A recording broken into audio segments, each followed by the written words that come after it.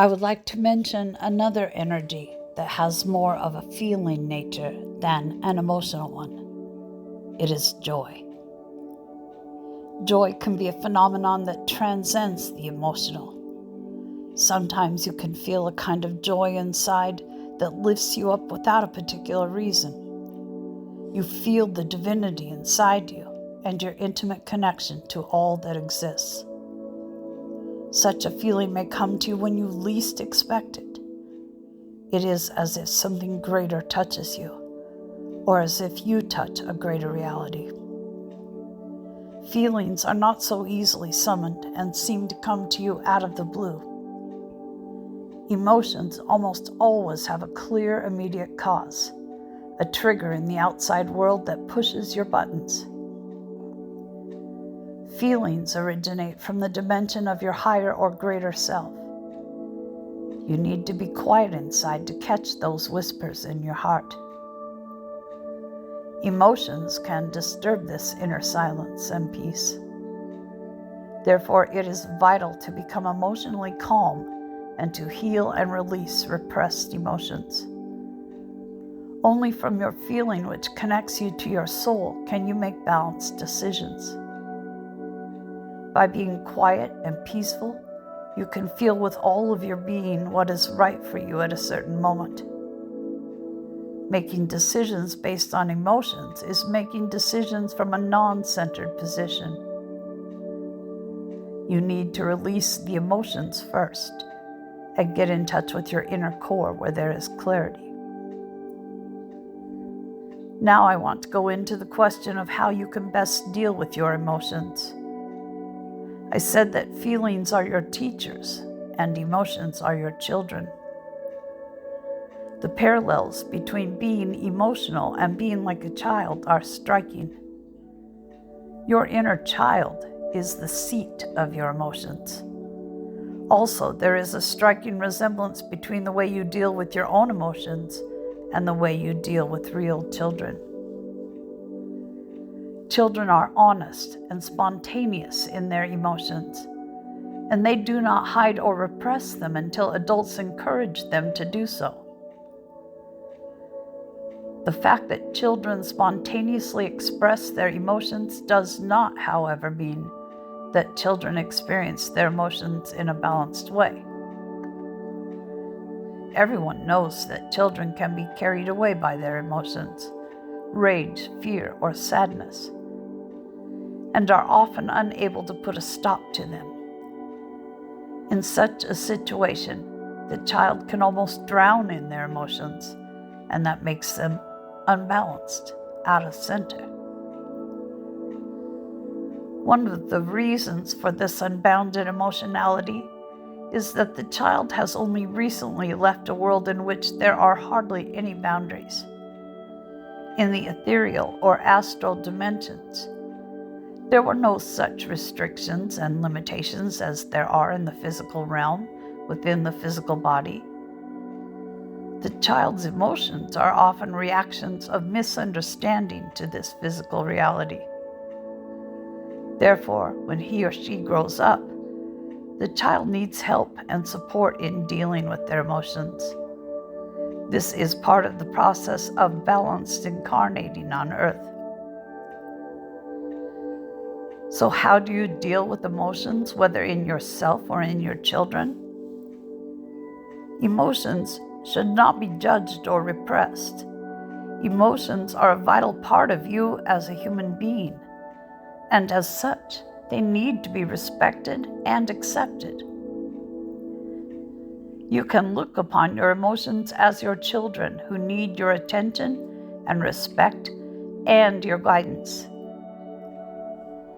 An emotion can best be viewed as an energy that comes to you for healing. Therefore, it is important to not be completely swept away by the emotion, but to remain able to look at it from a neutral stance. It is important to stay conscious. One might put it like this: you should not repress an emotion, but you should not drown in it either. For when you drown in it, when you identify with it completely, the child in you becomes a tyrant that will lead you astray. The most important thing you can do with an emotion is to allow it in, to feel all aspects of it while not losing your consciousness. Take, for instance, anger. You can invite anger to be fully present, experiencing it in your body at several places, while you are at the same time neutrally observing it. Such a type of consciousness is healing. What happens in this instance is that you embrace the emotion, which is essentially a form of misunderstanding with understanding. This is spiritual alchemy. Let me explain with the help of an example. Your child has bumped her knee on the table and it really hurts.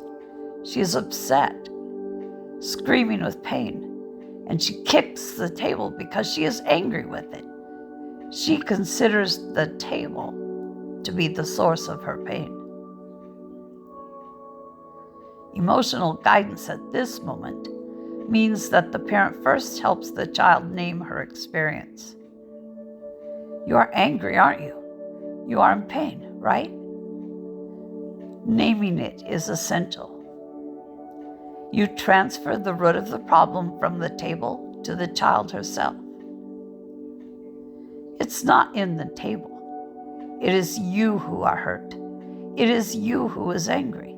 And yes, I understand your emotion. The parent embraces the emotion of the child with understanding, with love. The moment the child feels understood and recognized, her anger will gradually fade away. The physical pain may still be present, but her resistance to the pain, the anger around it, can dissolve. The child reads compassion and understanding in your eyes, and this relaxes and soothes her emotions. The table, the cause of the emotions, is not relevant anymore. In embracing an emotion with understanding and compassion, you shift the focus of the child's attention from outside to inside, and you teach the child to take responsibility for the emotion. You are showing her that her reaction to an outside trigger is not a given, but that it is a matter of choice. You can choose misunderstanding or understanding. You can choose to fight or to accept. You can choose. This also applies to the relationship with your own emotions, your own inner child. Allowing your emotions in, naming them, and making an effort to understand them means that you truly respect and cherish your inner child. Making the shift from outer to inner, taking responsibility for the emotion, helps to create an inner child that does not want to hurt anyone else, that does not feel victimized. Strong emotions, whether anger, grief, or fear, always have the component of powerlessness, the sense that you are the victim of something outside of you. What you do when you focus not on the circumstances outside of you, but instead on your reaction and your pain, is that you dismiss the outside world as the cause of your emotions. You do not care that much about what gave rise to the emotion. You completely turn inward and you say to yourself, okay, this has been my reaction and I understand why. I understand why I feel the way that I do, and I am going to support myself in this.